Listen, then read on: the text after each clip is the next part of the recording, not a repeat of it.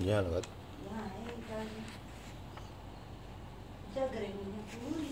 نحمدہ و نصلی علی رسول الکریم اما بعد اعوذ باللہ من الشیطان الرجیم بسم اللہ الرحمن الرحیم اللہ الذی سخر لکم البحر لتجری الفلک فیہ بأمرہ ولتبتغوا من فضلہ ولعلکم تشکرون وسخر لکم ما فی السماوات وما فی الارض جميعا منہ ان فی ذلک لآیات لقوم یتفکرون قل للذین آمنوا یغفروا للذین لا یرجون ایام اللہ لیجزی قوما بما كانوا یکسبون من عمل صالحا فلنفسہ ومن اساء فعلیہا ثم الی ربکم ترجعون وَلَقَدْ آتَيْنَا بَنِي إِسْرَائِيلَ الْكِتَابَ وَالْحُكْمَ وَالنُّبُوَّةَ وَرَزَقْنَاهُمْ مِنَ الطَّيِّبَاتِ وَفَضَّلْنَاهُمْ عَلَى الْعَالَمِينَ وَآتَيْنَاهُمْ بَيِّنَاتٍ مِنَ الْأَمْرِ فَمَا اخْتَلَفُوا إِلَّا مِنْ بَعْدِ مَا جَاءَهُمُ الْعِلْمُ بَغْيًا بَيْنَهُمْ إِنَّ رَبَّكَ يَقْضِي بَيْنَهُمْ يَوْمَ الْقِيَامَةِ فيما كانوا فيه يختلفون ثم جعلناك على شريعة من الأمر فاتبعها ولا تتبع أهواء الذين لا يعلمون إنهم لن يغنوا عنك من الله شيئا وإن الظالمين بعضهم أولياء بعض والله ولي المتقين هذا بصائر للناس وهدى ورحمة لقوم يوقنون۔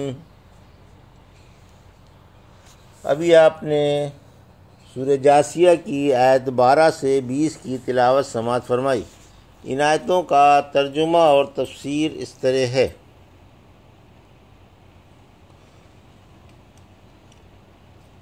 اللہ الذی سخر لکم البحر لتجری الفلک فیہ بأمرہ ولتبتغوا من فضلہ ولعلکم تشکرون۔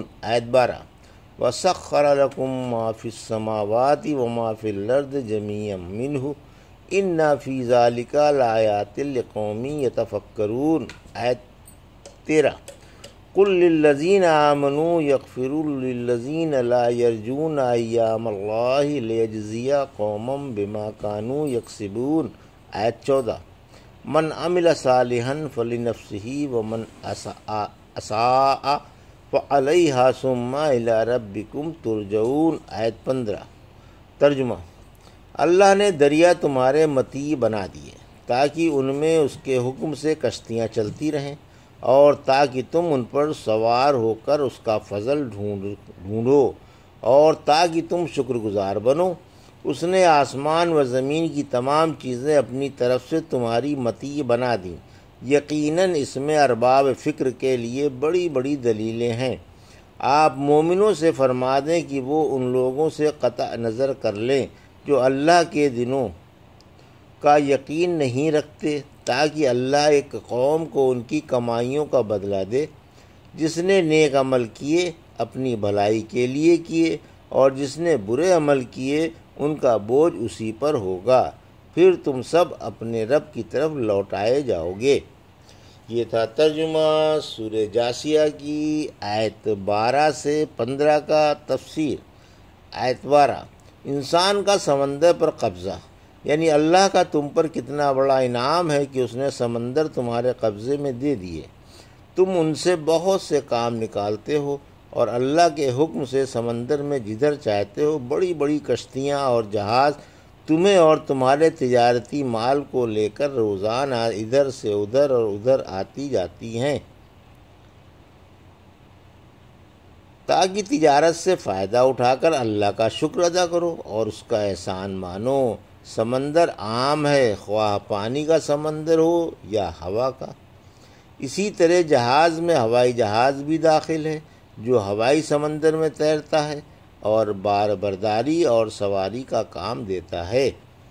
آیت 13 انسان کائنات کا رئیس ہے اسی نے سورج، چاند، تارے، پہاڑ، سمندر، دریا، نہریں اور دوسری بے شمار چیزیں تمہارے فائدے کے لیے تمہاری خدمت پر متعین فرما دیں۔ سمندروں میں غوطے لگاؤ، دریاؤں سے موتی نکالو، فضا میں اڑے پھرو اور خشکی میں دوڑو۔ یہ زمین، یہ پانی اور یہ ہوا تم سب پر اللہ کے حکم سے چھائے ہوئے ہو۔ تم پر اللہ کا کتنا بڑا احسان ہے کہ اس نے تمہیں کائنات کا رئیس بنایا۔ یہ انعام اسی ایک کی طرف سے ہے۔ سورہ نحل کی آیت 53 میں فرمایا، تمہارے پاس جس قدر نعمتیں ہیں سب اللہ کی دی ہوئی ہیں، پھر جب تمہیں کوئی دکھ پہنچتا ہے تو اس کے سامنے گڑ گڑاتے ہو۔ ابن عباس فرماتے ہیں، ہر چیز اللہ کی طرف سے ہے، کوئی اور ایسی طاقت نہیں جو اسے جھپٹ لے یا اس میں جھگڑا کرے، وہی ساری کائنات کا بادشاہ ہے۔ پھر فرمایا، اس میں غور و فکر والوں کے لیے بڑی بڑی نشانیاں ہیں۔ آیت 14، صبر کا حکم، یعنی صبر کی عادت پیدا کرو اور دوسروں کی تلخ باتیں سن لیا کرو۔ مشرکوں اور اہل کتاب کی اذیتیں سہ لو اور انہیں معاف کر دو۔ شروع اسلام میں ضبط و صبر کا حکم تھا جب مسلمان کمزور و نادار تھے۔ بعد میں جہاد و ہجرت کے احکام اترے۔ صبر و تحمل تو اب بھی ایک اچھی عادت ہے، لیکن اللہ کے احکام کی توہین دیکھ کر صبر کرنا پکے ایمان کی نشانی نہیں اور کمزوری کی دلیل ہے۔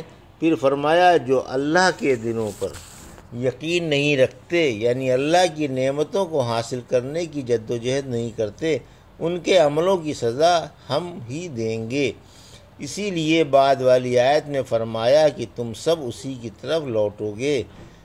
آیت 15، یعنی نیکی کرو گے موج اڑاؤ گے، بدی کرو گے دکھ اٹھاؤ گے، ہمارا کچھ فائدہ نہیں، تمہاری ہمدردی مقصود ہے۔ اس لیے ہم انبیاء بھیج کر تمہیں آگاہ کر دیتے ہیں اور ہمارے ہاں تمہارے عملوں کا پورا پورا بدلہ ملے گا۔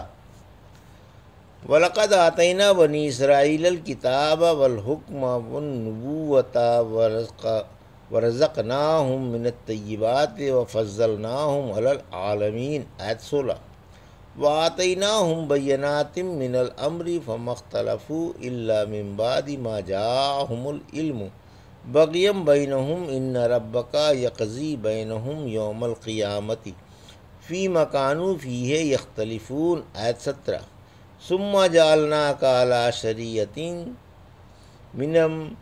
من الامر فاتبعها ولا تتبع اهواء الذين لا يعلمون۔ آیت 18، انهم لن يغنوا عنك من الله شيئا وان الظالمين بعضهم اولياء بعض والله ولي المتقين۔ آیت 19، هذا بصائر للناس وهدى ورحمة لقوم يوقنون۔ آیت 20۔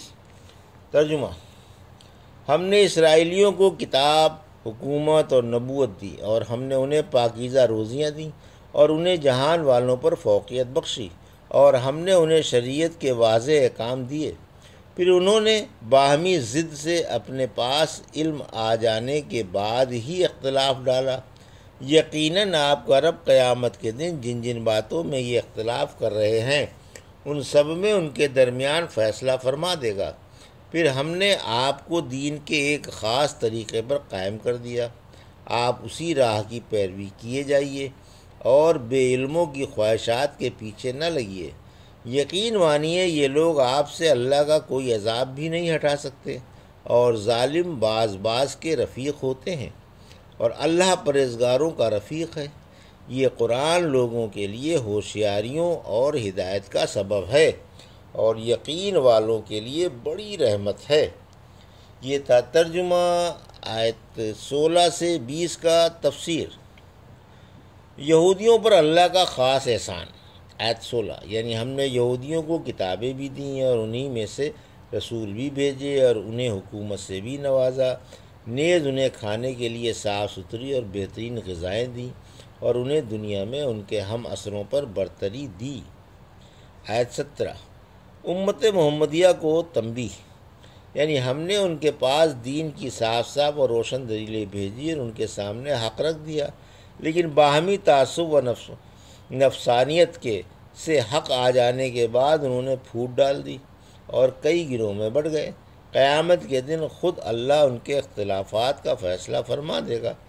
اس آیت میں امت محمدیہ کو ڈرایا گیا ہے کہ تم ان کی طرح آپس میں اختلاف نہ پیدا کر لینا اور ان کی روش اختیار نہ کر لینا۔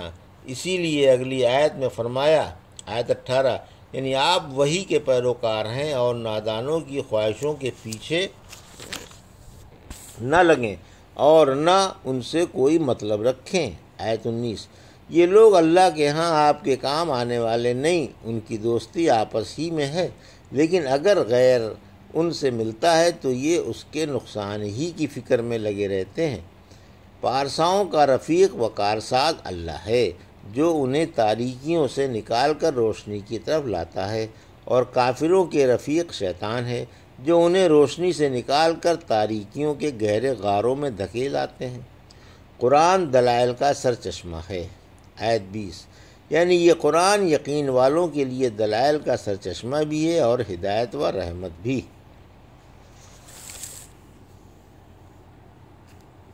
یہ تھا سورہ جاثیہ کی آیت 12 سے 20 کا ترجمہ اور تفسیر جو بھی آپ نے سماعت فرمائی۔ بارک اللہ لی و لکم فی القرآن الحکیم و نفعنی وایاکم بآیات الذکر الحکیم۔